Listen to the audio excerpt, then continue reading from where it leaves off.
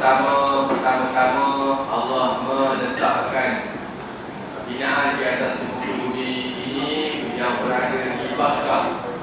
Ya. Yang mana tuan-tuan, Makkah ini adalah merupakan nama lama bagi Makkah ataupun nama lain bagi bumi Makkah Mukarramah, Makkah. Ya. Yang kedua, binaan Kaabah ini, kita masuk sejarah Kaabah, binaan ini dari 5 buah gunung yang diambil dari Jabal Lamnan, Tur Li'atan, Tur Saina, Jabal Judi dan Jabal Hira, iaitu Bukit Hira. Yang ketiga telah dibina sebanyak 3 kali sebelum pembinaan Kaabah oleh Nabi Allah Ibrahim, dan pembinaan tersebut dibuat oleh para malaikat, Nabi Adam dan Nabi Syekh. Pembinaan binaan Kaabah ini panjang dan lebarnya berbeza-beza mengikut masa dan ketika perubahan itu. Ukuran asal yang pembinaan Nabi Ibrahim AS ialah tinggi Kaabah, iaitu 14 meter. 14 meter tingginya, panjangnya 12 meter dan lebarnya 11 meter. Tuan-tuan, Kaabah ni dia ada kaki 5, dinamakan sebagai Syazalwan. Tadi tengok Syazalwan, dia sebentuk 3 segi ya, di kaki tapak pembinaan Kaabah. Yang kelima, pembinaan semula Kaabah dibuat pada zaman bangsa Quraisy, iaitu ketika Nabi Muhammad SAW berusia 35 tahun. Ketika umur 35 tahun ini berlaku pertembungan di antara kabilah-kabilah Arab untuk apabila Kaabah ini telah musnah, kemudian nak dibina semula kerana banjir. Kemudian batu Hajar Aswad telah terkeluar jatuh dari tempat asal dan berubah daripada tempat jauh daripada Kaabah. Dan jumpa semula diletakkan di satu tempat. Kemudian bila dah bina Kaabah, nak letak balik Hajar Aswad itu sudah berlaku pertentangan pendapat di kalangan kaum Quraisy. Masing-masing mengatakan kabilah mereka kabilah yang mulia dan masing-masing nak tolong meletakkan Hajar Aswad di tempat yang asal. Sehinggalah akhirnya dengan takdir Allah, ya, bila masa berlakunya perbincangan di Darun Nadwa, kemudian diputuskan dalam mesyuarat itu sesiapa yang masuk, orang pertama masuk mengikut pintu ini, dialah dilantik sebagai hakim untuk menentukan siapa yang tolong nak selesaikan masalah kita. Dengan takdir Allah, yang masuk itu ialah Muhammad bin Abdullah, Nabi kita Muhammad SAW. Jadi semua perkara ini Allah Ta'ala dah aturkan segala-galanya, bukan kerana sengaja, tidak, tetapi Allah Ta'ala tentukan ya, dengan kekuasaan Allah Subhanahu Wa Taala yang mengatasi segala-galanya. Nabi Muhammad SAW dia memberi satu keputusan bahawa masing-masing kabilah pegang pada seperti kain, bawa satu kain, pegang di hujung setiap kain. Nabi Allah Muhammad SAW masa itu 30 tahun ambil, pegang Hajar Aswad, letak di atas kain macam kita serban tu lah, besar daripada itu lah, kain cadar lah ya, letakkan. Kemudian lantik setiap kabilah ketua-ketua untuk pegang di hujung kain, dan bergaduh sangat ya. Kemudian masing-masing pegang, bagi semua rasa. Nabi Allah Muhammad letakkan batu di atas kain, bawa berarah pergi ke Kaabah. Kemudian dia yang hakim ni Muhammad SAW, dia bawa pegang, cantumkan pada Kaabah. Jadi semua masing-masing dah rasa ya. Jadi pergi kain ini sudah disesatkan oleh Nabi Muhammad SAW, walaupun beliau belum lagi dilantik menjadi Rasul 30 tahun ketika itu. Keenam, pembaharuan pemulihan bermula sejak zaman pemerintah Raja Fahad hingga sekarang. Tuan-tuan, ya, ini gambar asal tuan-tuan ya. Kalau tuan-tuan tengok, saya rasa gambaran ini sama macam yang sudah. Kalau tuan-tuan perhatikan, yang pintu Kaabah berada di aras bumi. Jadi banyak binatang buas boleh masuk, keluar dan sebagainya. Jadi kemudian dinaikkan tarafnya sampailah sekadar kita berdiri. Kalau kita duduk di depan Kaabah, kita boleh pegang pintu Kaabah tinggi. Dan tempat yang muntazam bermakna kita melekatkan dada kita pada pintu itu. Jadi siapa yang berdoa di situ menyamai doa Nabi Ibrahim AS, minta supaya diselamatkan dan dimakmurkan bumi Mekah itu. Sampai sekarang doa itu makbul. Dan Nabi SAW kata doa fi multazam mustajab. Doa di situ memang mustajab. Jadi kita boleh dapat di mana? Di depan Kaabah itu. Ya. Tuan-tuan, gambaran ini merupakan sisi depan ya. Kalau kita buat pelan, sebenarnya Kaabah ini adalah dalam bentuk 4 segi sama ditambah dengan satu semi bulatan, separuh bulatan. Maknanya 4 segi sama tambah dengan semi bulatan. Itu adalah binaan Kaabah yang Allah bina, inna awwala baitin wudi'a lin-nas. Yang kita pada awalnya ialah 4 segi sama dan semi bulatan. Kemudian itu dari segi asal binaannya. Kemudian tuan-tuan, pada zaman binaan Qusay bin Kilab tidak berlaku apa-apa perubahan. Tetapi apabila berlaku satu kemusnahan Kaabah ketika itu, maka pada ketika itu telah dibina semula dan hasil mahsul yang halal hanya mencukupi melaksanakan 4 segi sama dan dibuatkan sempadan pada semi bulatan itu, separuh bulatan. Dinamakan sebagai Hijr Ismail, ya, tempat bilik Nabi Ismail AS. Itulah tentunya keadaan ya tuan-tuan. Jadi tuan-tuan, kalau sekiranya kita memang tak ada kesempatan nak masuk ke dalam Kaabah ni, tuan-tuan dapat lapangan sekali waktu video-video, waktu kita tengok waktu yang sesuai. Jangan pula kita nak berlumba-lumba, nak bertumbuk dalam situ. Bawah terlalu ramai. Ada kesempatan kita masuklah di tempat Hijr Ismail yang di luar lingkungan U. Masuk di situ dan di situ seolah-olah kita solat di dalam binaan Kaabah pada awalnya. Asalnya begitu. Walaupun sekarang ni dunia kita, dunia Islam dah kaya raya, duit jutawan macam-macam, dia tak buat seperti mana yang asal dulu, supaya apa yang Rasulullah tinggalkan itulah yang diterima pakai. Sama macam sekarang tuan-tuan, kita sembahyang subuh, zuhur, asar, maghrib, isyak. Kita solat waktu siang ni kita baca secara sir, perlahan, senyap je. Solat zuhur, solat asar. Manakala maghrib, isyak dan subuh kita baca secara jahar tuan. Walaupun Islam kata Malaysia ni semua Islam baca. Kenapa siang baca pelan ni? Baca dah kuat. Apa yang Nabi bawa kepada kita, kita nak ubah sesuai tak? Sewenang-wenangnya kita kena mengikut dia punya peraturan dia. Kalau agama ni difikirkan secara logik, akan binasa lah agama. Sebab itulah Sayyidina Ali Karamullah kata, kalau Islam ni ditegakkan di atas akal fikiran, nescaya kalau orang pakai stokin kulit dipanggil khuf. Orang panggil khuf. Kalau Nabi sembahyang tu semua tak payah sapu pada kaki, dia boleh sapu je di atas. Kalau Islam itu ditegakkan di atas akal fikiran, nescaya kalau Nabi wudu, orang yang pakai stokin kulit dia kena sapu di bawah tapak kaki, nak masuk yang di bawah. Tetapi dalam Islam, orang yang punya khuf, masa dah Nabi sembahyang, basuh muka, basuh tangan, basuh rambut, basuh telinga, sampai berkaki dia dah pakai stokin kulit tu, dia cari dia. Sentuh air, cari satu, cari memadai.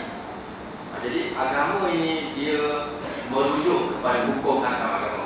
Kalau tuan-tuan pergi ke Mekah, ke mana-mana negara ni, tuan-tuan cuma cari stokin kulit tu, namanya khuf. Beli kira-kira saya dulu dalam 35 riyal, 35 Junai di Mesir. Kalau baru ni saya pergi di sana, lebih kurang dalam murah lagi, dalam 30 riyal harga stokin kulit. Tuan-tuan boleh pakai. Sekarang boleh pakai. Kalau kita nak pakai, tak guna sembahyang, dia tak payah nak masuk. Tapi cara dia, kena belajar cara dia pula. Ya, jadi Islam ini ditegakkan di atas ilmu, ya, ilmu dan amal. Kemudian binaan Kaabah itu pada zaman Ibn Zubair.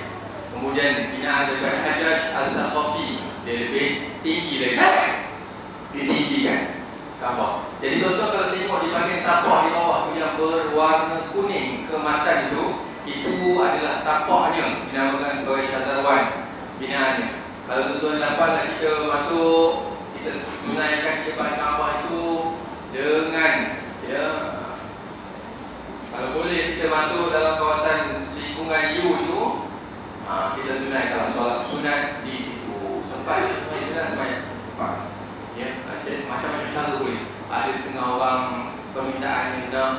cium Hajarul Aswad, bagaimana.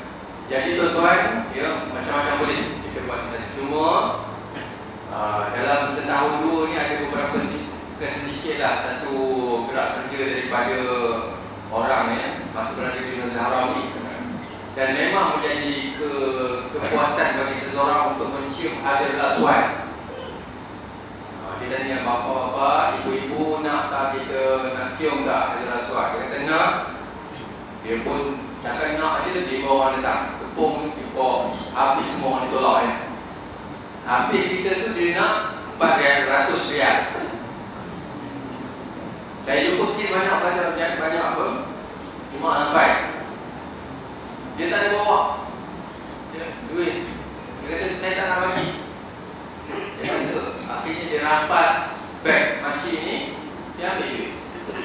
Jadi jangan kita, walaupun kita tahu Hajarul Aswad tu tempat yang kita memang hendak tuju, tetapi pastikan kita pergi itu jangan menyusahkan, menyakiti orang dan sebagainya. Apatah lagi bukan sedemikian. Ya, elakkan daripada itu berlaku-laku. Pergilah waktu itu dan berdoa lah, insyaAllah kita ada peluang. Sejarah Masjidil Haram tuan-tuan, sesuatu kawasan yang meliputi Kaabah. Masjidil Haram ini adalah Kaabah itu sendiri, Al-Mataf, iaitu tempat tawaf kusingan yang tak ada berbumbung tu. Kemudian ruangan solat yang berada dalam Masjidil Haram itu sendiri, jadi luas. Tuan-tuan, dulu zaman itu kecil. Saya pergi sana tu, saya tak ke Kaabah, pergi zaman 1390 berapa, ada gambar dia disusun. Kalau pergi museum ni ada gambaran berlaku perubahan pembesaran dalam Masjidil Haram. Pada peringkat awal dalam zaman Nabi Ibrahim hingga ke zaman Qusay bin Kilab, iaitu nenek moyang Rasulullah, Masjidil Haram adalah sebuah kawasan lapang tanpa sebarang bangunan. Ya, Kaabah tu sajalah, tak ada bangunan, masjid tidak ada di luar.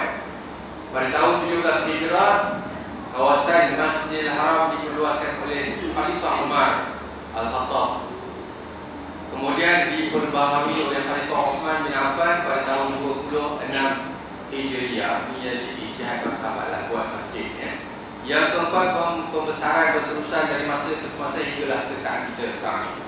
Tuan-tuan, kalau tuan-tuan perhatikan di gambar ni ya, sekarang ini menara, kalau tuan-tuan kira, semuanya ada 9 kan? Satu di Safa, 2 Babu Umrah, 2. Kemudian Malik Abdul Aziz yang di sana. Dia jadi 1, 2, 4, 6, 8 di sini. Kemudian 1 di Safa. Sekarang ini kalau tuan-tuan tengok ni yang tempat lapang ni nak dibina. Malik Abdul Aziz di sana tu nak buat sebesar ni ya, tengah diperbesarkan. Dan rajanya, nama pintunya Malik Abdullah, King Abdullah. Raja sekarang, Sultan sekarang ya, dia ni King barulah. Biasanya mereka akan letakkan. Jadi pembesaran sekarang ni di sebelah pihak sini pula, bawah murah, memang tak boleh nak masuk. Dulu masa tahun lepas yang saya juga, saya duduk di sebelah ni, partainya Masjid Al-Hadi, duduk dekat depan perkuburan Karbala, perkuburan Sayyidatina Khadijah, apa nama, Ma'la perkuburan Ma'la. Kemudian seminggu selepas tu saya dipindahkan ke tempat lain ya. Di tempat lain di sebelah sana kawasan. Jadi tuan-tuan nanti, tuan-tuan kalau tengok Masjidil Haram nanti akan bertambah 9, tambah 2 lagi menara tu. Sebab menara ni melambangkan bagi setiap pintu bab, dia pintu bab. Jadi nanti insyaAllah kita dalam setahun 2 atau 3 tahun lagi akan besar. Jumlah jemaah haji Malaysia nanti 30,000 insyaAllah akan mungkin ditambahkan lagi insyaAllah ya. Kalau tadi saya sembang dengan Tuan Haji tadi, siapa dah daftar besok, belum daftar lagi, besok orang daftar untuk pergi haji tahun nantinya 2057. Merdeka selepas 1 tahun 1957, 2057. Besok kalau saya daftar besok. Oh dah tengok ya. Jadi insya-Allah contohnya hari itu kiraan sekiranya 30,000 jemaah, 28,000 jemaah Malaysia lah. Mungkin bila dah pembesaran itu berlaku, insya-Allah akan bertambahlah nanti ya. Insya-Allah tuan daftarlah. Contoh jangan risau, daftar dulu, nanti dia akan potong dan sebagainya lah. InsyaAllah boleh kita pergi, kita minta supaya Allah Ta'ala berkenan dengan doa banyak-banyak supaya kita pergi ke Masjidil Haram nanti. Kemudian di binaan pertelakaran yang berlaku ya Masjidil Haram. Dalam Masjidil Haram ni ada Kaabah, adanya Bukit Safa dan Marwah. Tuan-tuan, Safa dan Marwah ni ya, Safa dan Marwah ni dia bukan dalam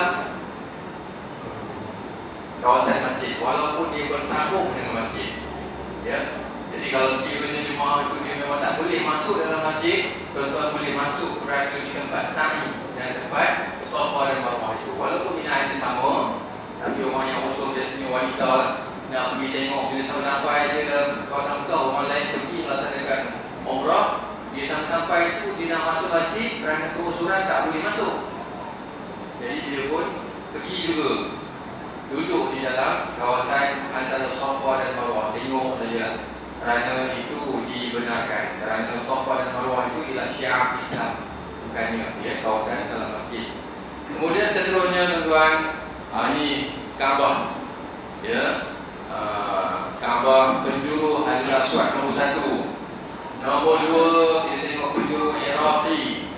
Yang ketiga penjuru Syami. Yang keempat penjuru Yamani.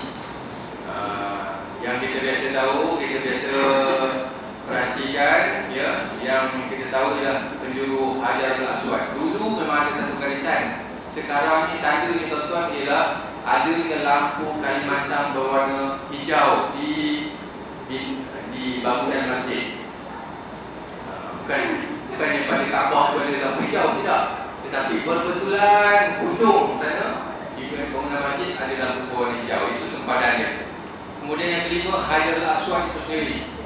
Hajar Aswad ini Allah Ta'ala akan anugerahkan di padang mahsyar nanti, akan ada mata, ada mulut. Dia akan bersaksikan kepada sesiapa yang datang menciumnya. Dia akan menyatakan inilah orang yang taat kepada perintah Allah dan sebagainya. Dia mencium aku kerana perintah daripada Allah. Dia akan cakap, dia menjadi saksi kewujudan kita. Jadi oleh kerana itu memang kita diajarkan untuk kita pergi ya, mencium Hajar Aswad, tetapi dengan cara yang betul. Tak boleh kita nak berasa-asakan, kita nak bergaduh dan sebagainya, menjatuhkan orang, kita lagi. Kemudian pintu Kaabah. Pintu Kaabah nombor 6 itu pintu Kaabah. Dulu pada aras bumi bawah, sekarang bila banyak binatang buasan masuk, kemudian dinaikkan ya, pada satu masa dahulu ya, dinaikkan ke atas dan ke atas. Kemudian yang ketujuhnya Multazam. Multazam ni ialah di antara Hajar Aswad dan bersama dengan pintu. Antara kawasan itu adalah kawasan Multazam. Jadi tuan-tuan kalau tengok di sini gambaran tadi, kita katakan Nabi Ibrahim AS masa tak ada wujud Kaabah ni. Betul-betul Nabi Ibrahim AS duduk di sini berdoa kepada Allah supaya duduk pada tempat yang kering kontang itu, diberikan bagian-bagian yang dan sebagainya. Dan Allah makbulkan doa itu. Kemudian yang ke-8 ialah Maqam Ibrahim. Nombor 8 ni ialah Maqam Ibrahim tuan-tuan. Maqam Ibrahim ni bukan kubur Nabi Ibrahim. Kubur Nabi Ibrahim tadi kita kata bukan di Mekah. Kubur Nabi Ibrahim AS duduk di Palestin. Yang ada di Mekah hanyalah Maqam. Mana Maqam ialah tempat berdiri. Batu yang diturunkan Allah Ta'ala ke syurga. Beberapa riwayat kata masa nak bina Kaabah itu tempat tinggi. Batu ni dijadi macam eskalator, naik turun kanan dan kiri. Nak mengambil batu lain letak ya, menjadi tangga kepada tempat panjat di antara Nabi Ibrahim dan Nabi Ismail AS. Kemudian yang ke-9 pancuran emas di bahagian belakang dalam. Pancuran ini betul-betul masuk ke dalam Hijr Ismail. Yang ke-10 ialah lingkungan dalam lingkungan itu Hijr Ismail. Yang ke-11 ialah Hatim, itu penghadang. Penghadangnya. Kemudian yang ke-12 Syazarwan, ini tampak dia kaki 5 kepada Kaabah. Ya, kalau masa sesiapa yang sedang tahu tuan-tuan, jangan sekali-kali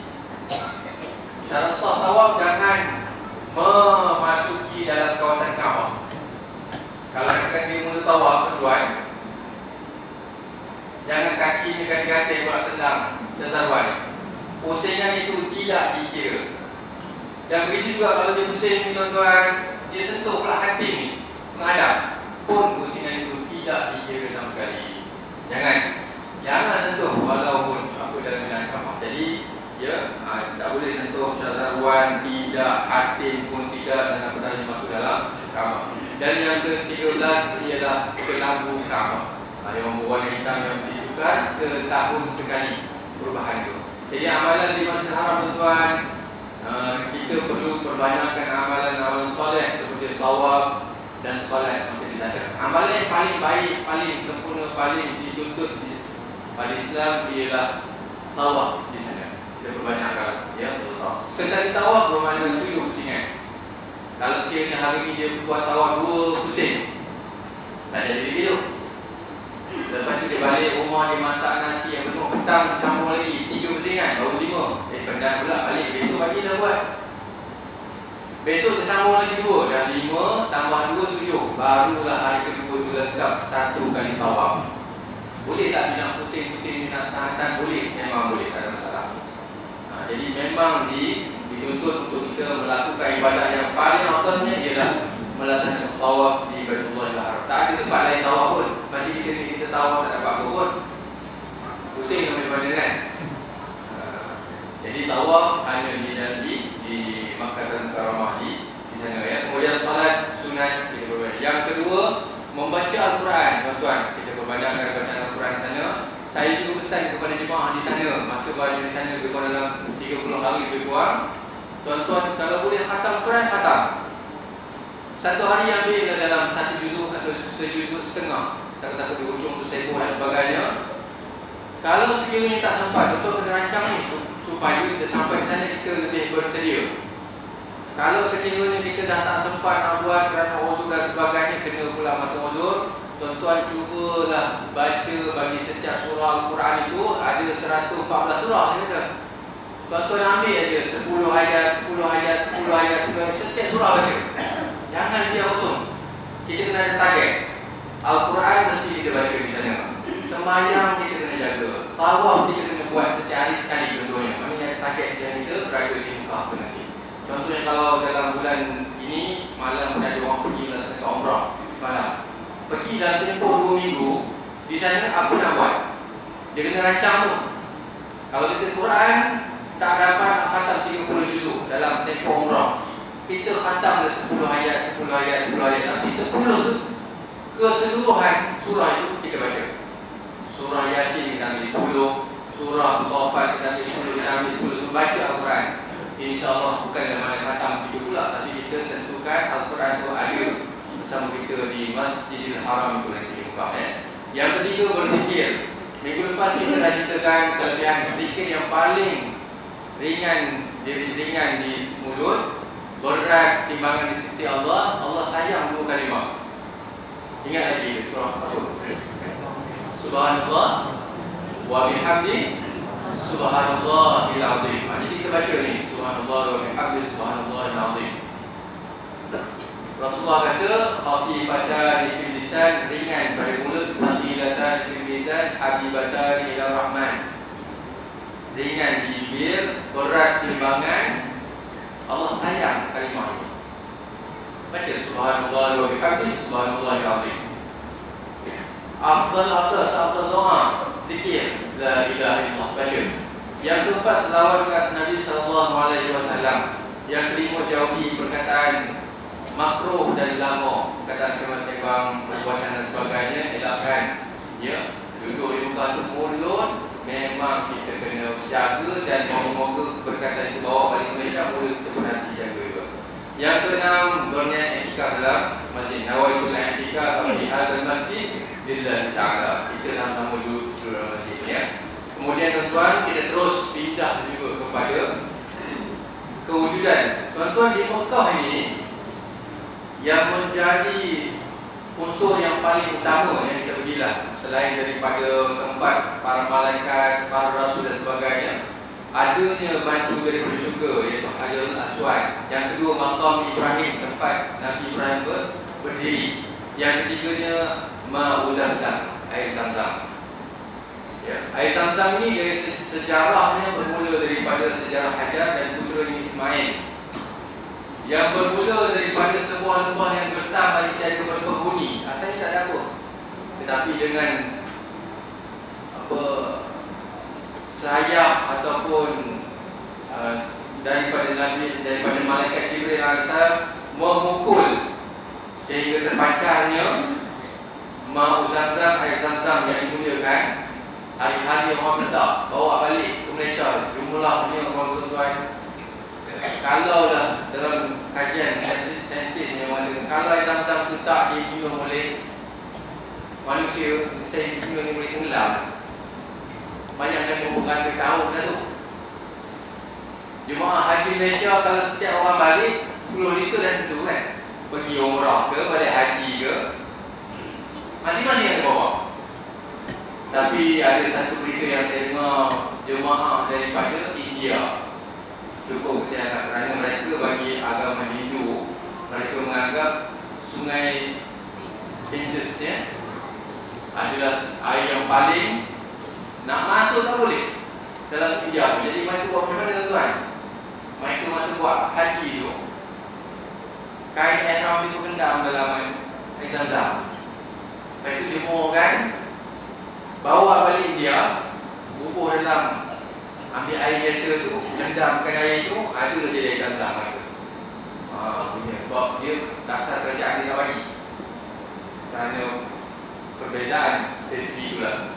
Jadi kita seluruh dunia lain ni alhamdulillah kita boleh bawa air Zamzam, minumlah air Zamzam. Kalau saya tuan-tuan, saya kadang kita nak bagi minum anak-anak kita, keturunan-keturunan kita nak jaga mereka minum makan yang terbaik. Kalau boleh, kalau kata saya jutawan ke contohnya lah, tapi belum jutawan. Air minuman di rumah kita air Zamzam je lah. Tapi air tangki ada sampai, tapi air tangki sampai kan? Kalau kata begitu, tapi masakan boleh begitu. Sekarang dengan kemampuan duit apa semua tak ada. Ada tempat-tempat kalau di supermarket di mana-mana kita tengok, tapi sekarang sedikit pula lah. Dah ramai orang minta, dah ada cukur ni pula macam air tu kan, campur ni macam. Beli yang satu besar tu, pakai. Ya. Kalau boleh begitu kan. Tapi kalau sekarang ni tak ada, kita ambil baca Yasin tu, di rumah kita ni patutnya ada satu tangki tu kan. Air yang anak kita minum tu kita ambil. Kita nak bagi ayat Al-Quran, ayat suci ni dia masuk dalam di jalanan kita nak. Macam zaman dulu orang datang bawa ayat Yasin ke masjid, di rumah kita dan sebagainya. Kita buat sendiri. Tak payah suruh orang lain, kita buat. Kita kumpul air di rumah kita. Kita baca Yasin depan kita tiup. Itu anak-anak kita minum seminggu sekali. Minggu depan kita buat lagi. Begitulah. Ya, supaya keberkatan air itu sebenarnya memang ada. Ya, sebenarnya memang ada. Nanti kita tengok apa kesan molekul air itu di tempat dia yang kita baca sebut nama Allah sebagainya. Kemudian setelah berlarutan, ya, tuan-tuan tengok Siti Hajar berlari-lari ke Bukit Safa dan Marwah mencari air apabila puteranya Ismail menangis kerana kepanasan dan dahaga. Setelah berlarutan berulang kali, 7 kali, beliau mendapati air sedang terpancar berhampiran puteranya Ismail. Ibunya membina kepungan, nama Tazamzam. Mula asal namanya Tazamzam buat empang. Tempat kita keluar, terpancur dan semua, tengok buat empang agar air itu tidak melimpah keluar. Bersempena dengan itu dinamakan Ma'u Zamzam. Jadi bila sampai dengan Zamzam di Malaysia ke, di sana ke, di Mekah ke, antara adab-adab kita ialah kita menghadap ke arah kiblat. Minumlah menghadap ke arah kiblat, bacalah basmalah. Bismillahirrahmanirrahim. Yang ketiga menggunakan tangan kanan, minum dalam keadaan tenang dengan 3 kali nafas, iaitu dengan 3 kali teguh. 3 kali. Dan setiap kali itu kita baca doa setiap Allahumma inni as'aluka 'ilman nafi'a wa rizqan wasi'a wa shifaa'an min kulli da'. Penyembuh bagi segala penyakit. Rasulullah pernah minum air Zamzam secara berdiri dan juga duduk. Boleh kita nak buat Ya, jadi tak ada masalah. Nak diri pun boleh, cuma jangan berlari. Berjalan pun ada tak boleh. Berdiri minum. Kalau yang saya ceramah ke foto kita tengok ceramah ni, minum diri pula dia kan. Boleh, yang tak boleh ni jangan berjalan, berlari. Tak boleh lah. Yang tapi biasanya kita adabnya duduk lah ya. Dibenarkan. Kelebihan air Zam-Zam boleh menyembuhkan penyakit. Tuan, carilah air Zam-Zam tu ya. Yang kedua, mengenyangkan dan menambahkan kekuatan tubuh badan peminumnya. Yang ketiga, menyempurnakan tujuan dan segala hajat si peminumnya. Apa yang kita lihat? Ma'u Zam-Zam lima syuribalah. Apa yang kita niatkan masa nak minum Zam-Zam, insya-Allah akan kita dapati apa yang kita hajatkan. Yang keempat, tidak akan kering air telaga Zam-Zam itu sehingga ke hari kiamat nanti. Air yang telah digunakan untuk membasuh hati jantung Rasulullah SAW. Air itulah. Air itu kalau boleh tuan-tuan, nak bagi minum pada keturunan kita ni. Kalau boleh sampai ke tahap itu. Tapi kita tak boleh. Kalau tuan-tuan tengok dalam kitab Forum Al-Masail, apakah air yang paling mulia dalam dunia ni? Nombor satu, air nombor satu sekali. Jawapannya ialah air yang keluar daripada celah jari Nabi SAW. Rasulullah letak dalam apa? Satu tempat, cebok, beli air keluar. Masa bila? Biasanya berlaku ketika mana peperangan. Rasulullah turun tidak dulu di muka. Rasulullah pergi bawa keluar, tak cukup air, Rasulullah letak tangan keluar air. Sahabat tengok memang nampak macam air keluar. Dan air itu penuh dan tak kering sampai semua sahabat kenyang minum air. Itu air nombor satu. Sekarang ni tak adalah kecuali ikut kalau Allah bagi nikmat kepada kita, Nabi Muhammad muncul kepada kita, kita rasai kecuali dapat itu. Dan apa yang keluar daripada Nabi ni semua kita dianggap suci. Tak kira air itu kepada kita tak mau elok, semua tu. Sebab zaman sahabat Nabi itu ganggu mulut, minta Rasulullah budak dalam mulut. Rasulullah pegang dada bagi orang siapa yang tak boleh hafal. Jadi benda tu berlaku dalam kehidupan. Kalau kita dapat peluang itu, kita dapatlah satu benda yang paling mulia di sisi yang paling mulia lah dalam kehidupan. Yang kedua, barulah air Zam-Zam nombor dua. Dalam kitab formasanya disusun tu. Dan berikut-berikutnya lah. Jadi nombor dua pun susah juga nak dapat air Zam-Zam ni. Kita balik Mekah kan, air tu dia punya cawan pun kecil je kan. Nak bagi cawan besar-besar yang biasa kita pakai di rumah tu air juga kan. Habis pula dia bagi cawan yang kecil yang warna emas tu. Tapi orang datang pun faham juga kan. Boleh tiga kali kan. Orang lain nak masuk juga sebab air tu air yang suci di sisi agama kita. Kita memang kita tuntut ya. Dan kita minta doa. Dah kecil tu tiga kali pula kan. Sekali air masuk sikit je. Ya Allah, Tuhanku, bagilah anakku tahun ni kebiasaan SPM, bagilah dia dapat belajar dengan baik. Contohnya sebut bagi nombor dua pula apa dia dalam letak ni. Itulah caranya. Kemudian yang keenam, tuan-tuan, kelebihan dari segi saintifik. Cuba kita tengok sama-sama kelebihan dari segi molekul zarah air yang ada Zam-Zam itu. Laksana permata dia. Bila di zoom dia punya air itu dalam bentuk yang permata, cantik, indah, sebaik-baik air di permukaan bumi ini adalah air Zam-Zam. Padanya ada makanan yang menyegarkan dan penawar bagi segala penyakit. Tuan-tuan, saya beritahu 98 itu kali pertama saya menjejakkan kaki di dalam Tanah Haram. Itu kali pertama masa itu saya belajar di Mesir, tahun yang ketiga. Saya pergi Mesir. Pergi masa itu tuan-tuan, apa yang beritahu 98 tu, depan Kaabah ni dari satu tangga turun ke telaga Zam-Zam. Dia turun ke bawah, saya tengok masuk bawah, terkejut saya bila orang mandi dengan Zam-Zam. Kata bawah tu bagaikan jadi satu kawasan untuk lelaki, satu kawasan untuk perempuan. Saya pun masuk tengok. Oh, ni telaga Zam-Zam. Nampak dia punya sumur Zam-Zam disedut air tu. Dia masih ada lagi. Masa tu tahun 98, 99. Saya pergi tahun 98 sekali, tahun 99 saya pergi sekali. Kemudian bila saya tengok tu, ada orang mandi, ada orang macam-macam buat. Basuh baju macam mana. Dia punya pasal kita dalam tahu tengok tu, macam ni rupanya orang. Ya. Sebab itu dalam kitab fiqh kita mengatakan air Zam-Zam ini digunakan untuk minum-minuman dan makanan kita. Janganlah kita nak guna untuk mandi pula. Janganlah pula kita nak ambil wudu dan sebagainya. Ada beberapa ulama mengatakan makruh kita nak guna untuk wudu sekalipun. Nak tambahkan nak pula buang najis, nak basuh najis dengan Zam-Zam.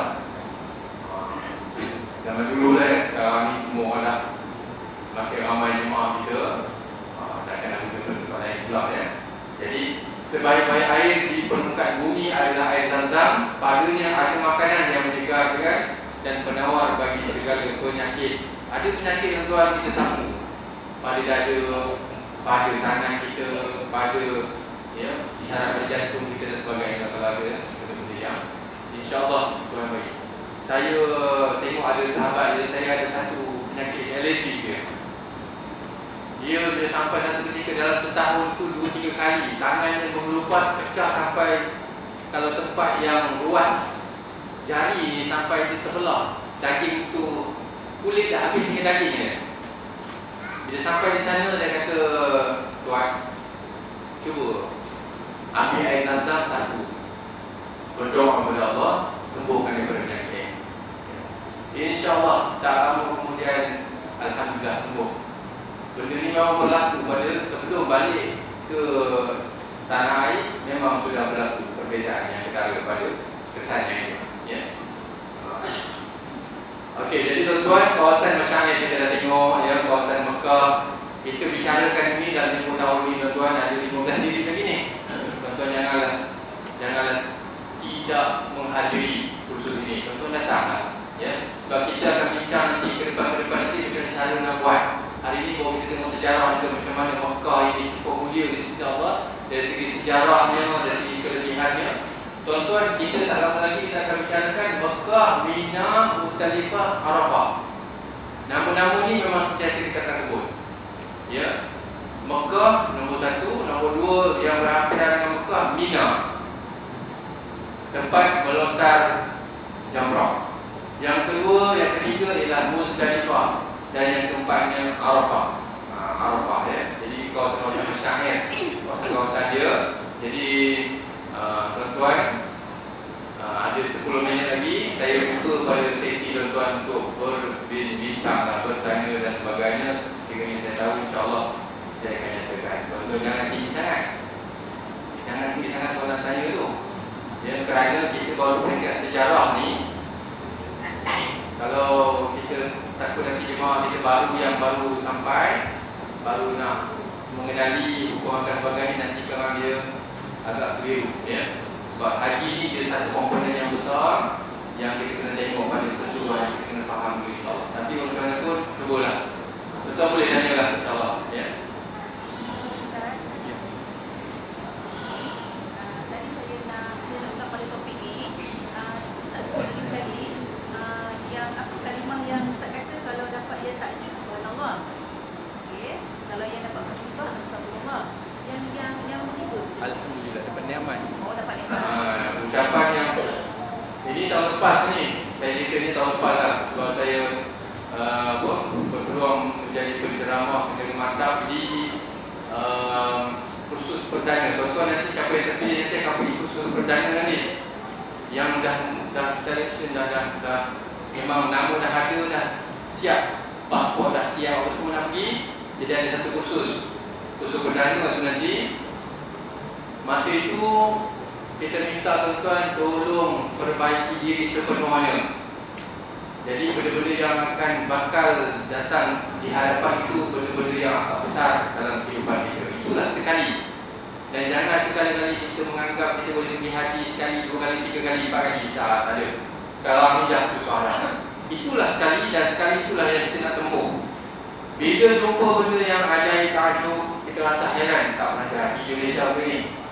Subhanallah. Baca subhanallah. Jangan kita sembang kawan. Tadi kamu dah tahu yang kita. Jangan cerita. Kita dengan Tuhan dia. Cukup. Yang kedua, kalau kita dapat nikmat, alhamdulillah. La in syakartum la azidannakum wa la in kafartum inna 'adzabi lasyadid. Kalau kita syukur nikmat Allah, Tuhan tambah lagi nikmat kita. Kalau kita menyalahkan Tuhan, nikmat dah dapat tapi kita dah tahu lasyadid, ada siksaan Tuhan. Dapat benda pada bencana, dugaan dan sebagainya. Astagfirullahaladzim. Itu memang untuk hidup kita. Bila kita memang kita hidup banyak salah sebelum ini, semayang kita jaga ada kurang dan sebagainya. Jadi dugaan yang datang tu dia ada kaitan rapat dengan kehidupan kita sebelum ini. Istighfar, jangan salahkan orang lain. Jangan salah. Oh, aku demam ni pasal aku, pasal kawan aku sebilik, aku pakai aircon 24 jam. Contoh masalah. Jadi benda-benda tu kita perbaiki diri. Jangan keluar mulut kita ni lebih daripada 3 benda ni lah. Dapat nikmat, alhamdulillah. Dapat cubaan, astagfirullah. Dapat benda yang luar biasa dan itu rahsia kita dengan Tuhan, subhanallah. Itu benda yang kita nak perhatikan. Allah malam. Jadi tuan-tuan, ada lagi ke kalau kita ni bukan soalan pun tanya balik kan.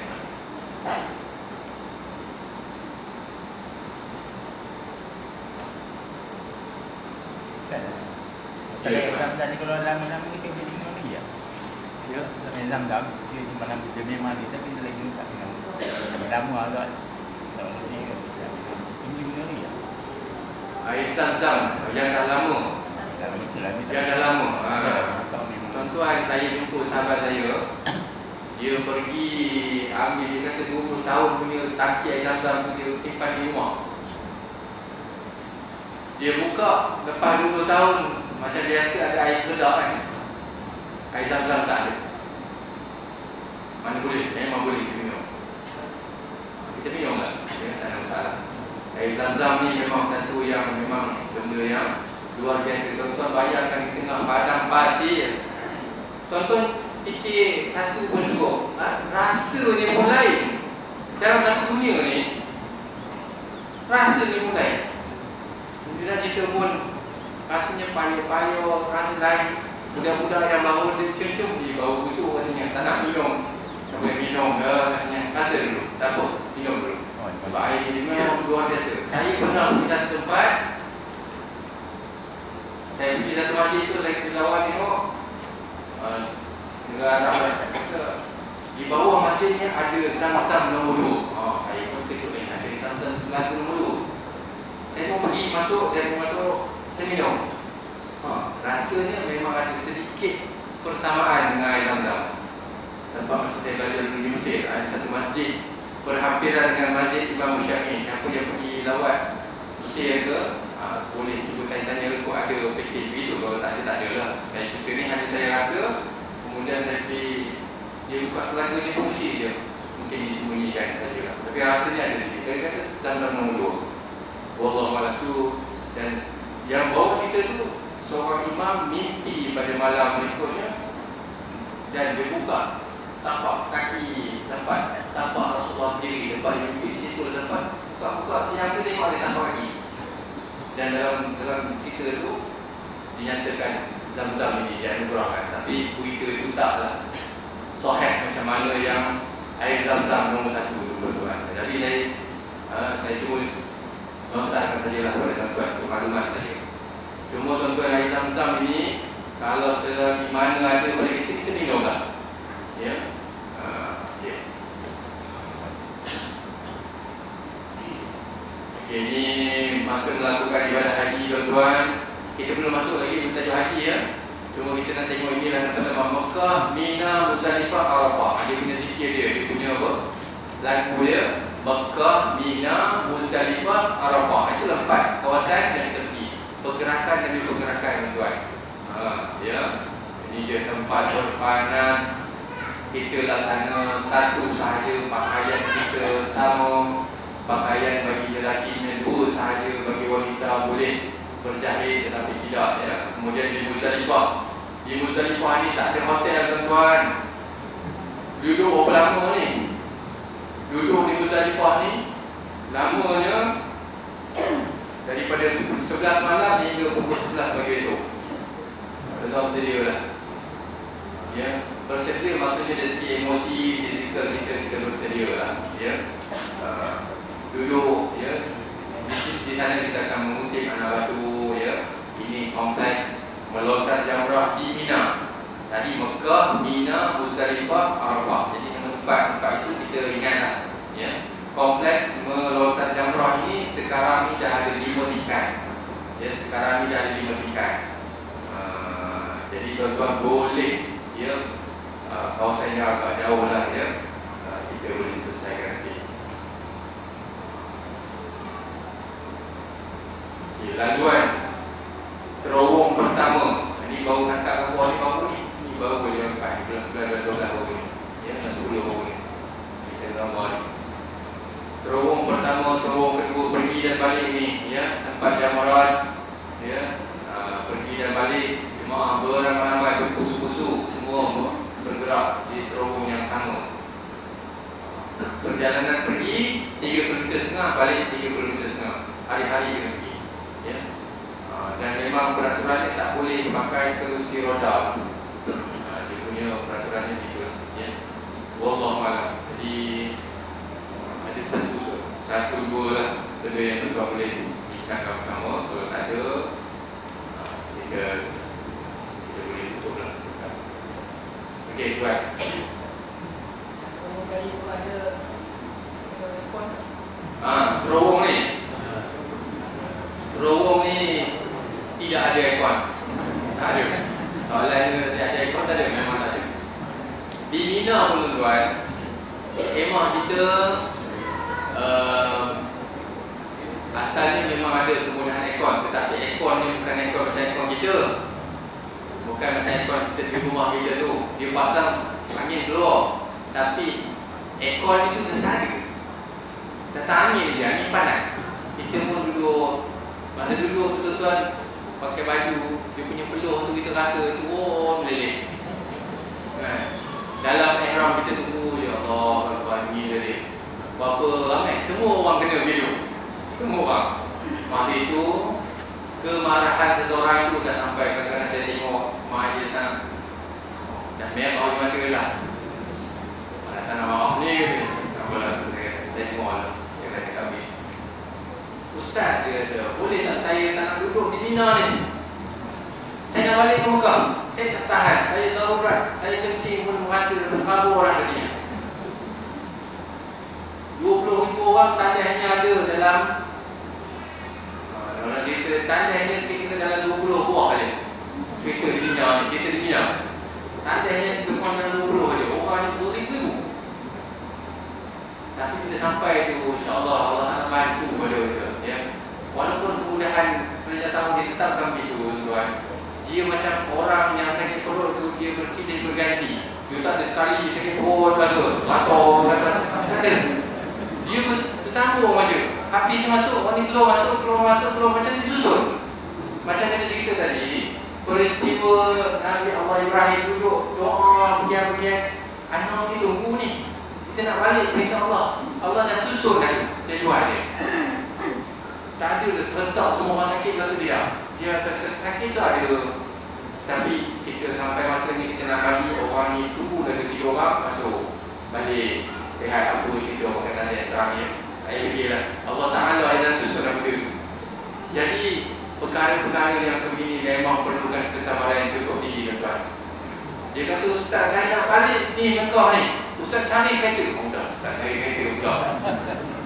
Tuan Haji, dia kata, dekat Mina ni tempoh 4 hari ni kereta kenderaan satu pun tak boleh masuk. Memang tak boleh masuk. Tuan Haji minta tolong, pasal benda ni wajib. Kalau kita tengok nanti akan datang lagi, bermalam di Mina itu hukumnya wajib. Siapa yang tetapkan? Rasulullah SAW dah sebutkan perkara ini. Ustaz saya tak tahan, Ustaz. Kalau tak boleh, dia kata, saya boleh bayar dam ni. Saya tanah di mereka. Oh, dia ada cerita dia dengan kata orang ni.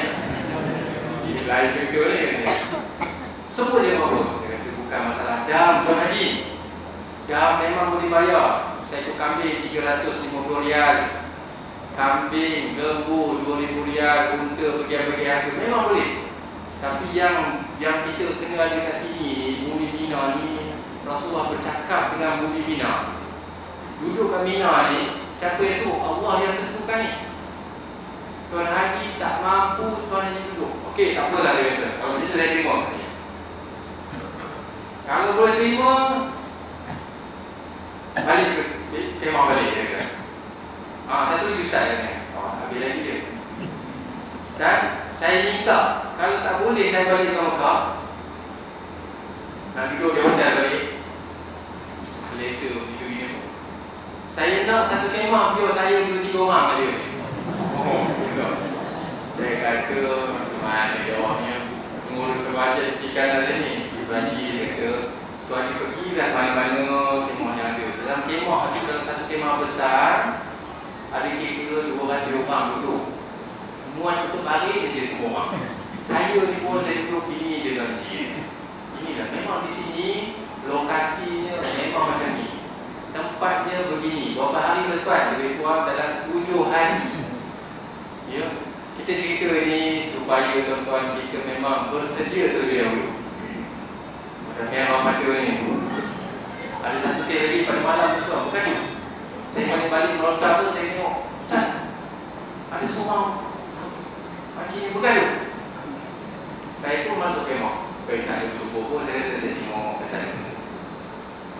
Terus saya pun datang dekat. Saya kata, dia cakap Allah Ta'ala telah menurunkan pahala. Dia cakap tu macam Allah. Bila saya dapat, Tuan Haji, apa cerita Tuan Haji? Ustaz, saya tak cari orang lain, saya cari kepada Ustaz. Cakap itu. Allah dah tunjuk saya tadi benda yang tak patut saya tengok. Saya kata ini kata ni. Saya pun diam. Kerana bumi Mina ni memang Rasulullah bersabda kepada bumi Mina dan bumi Mina menjawab benda tu. Allah Ta'ala dah tetapkan kita kena bermalam di Mina ni 3 malam berturut-turut, memang ada sebabnya. Dia kata, Ustaz, saya memang tak tahan dulu di Mina ni. Saya kata, baru 2 hari, kita ada 3 hari ni. Bawalah saya keluar. Saya kata, tak boleh, ini perintah daripada Allah. Dan memang saya dapat rasailah saya pergi sana tuan-tuan. Memang bumi Mina ni, kalau kita tidak bersedia sepenuhnya, mungkin amal kita ada khurafat ke sihir dan sebagainya sebelum ni, bumi Mina ni akan melakukan sesuatu kepada orang yang hujah ni. Memang dia tak tahan. Lepas tu saya kata minta istighfar, kita sama-sama baca semua. Akhirnya nanti malam tu dia merayau nak keluar. Tapi nasib baik ada tugas lain juga. Tapi itu ceritanya Mekah, Mina, Muzdalifah, Arafah. 4 lokasi tuan-tuan dalam setahun 7 hari lebih kurang. Kita bersedia dengannya. Ya, dari segi jawab soalan tadi tuan ya. Nak kata aircon di Mekah ni hanya di hotel saja. Di hotel saja, memang di hotel saja. Itu saja. Selain daripada itu, nama dia aircon ni nampak dia ni, tapi duduk bawah tu angin apa buat panas gitu dia. Wallahu a'lam. Saya rasa itu je lah yang boleh saya jawab tuan-tuan. Saya fikirlah sedikit sebanyak yang berlaku. Tapi itu sebagai sempadan bagi kita lah ya. Semoga kita bersedia, insyaAllah tuan-tuan, kita balik bermula daripada sekarang, bermula minggu lepas juga. Kita minta tuan-tuan, kita cuba perbaiki diri kita cuba solat sunat taubat seminggu sekali. Ya tuan-tuan, kita bersedia nak menjadi tetamu Allah ni, kita minta sembahyang sunat taubat kita biarlah seminggu sekali. Kita hajatkan sesuatu daripada Allah Ta'ala, selalu mengadu kepada Allah. Tuan-tuan kena baca doa Allah Maja'alna hajjal mabrura wa sa'yan mashkura wa lamba maghfura wa amal salih maqbula wa jalan datang tabur. Kita baca doa kerap ni supaya Allah beri kekuatan kepada kita. InsyaAllah. Contohnya masa haji, tengok cerita saya tadi macam takut. Tapi sampai sana nanti macam saya cerita tadi, sampai masanya 20 hadis. Sampai masa ni tuan-tuan pergi tengok orang kepala tuan ada ke tempat kena buang ni. Sampai-sampai tu nanti kita tengok tak sebenarnya orang tolak tarik masuk ada di depan ni. Jadi insyaAllah jadi kita minta kepada Allah, Allah mengatur segala-galanya. Saya rasa itu sajalah ya. Saya minta maaf kepada tuan-tuan sekiranya ada salah dan silap.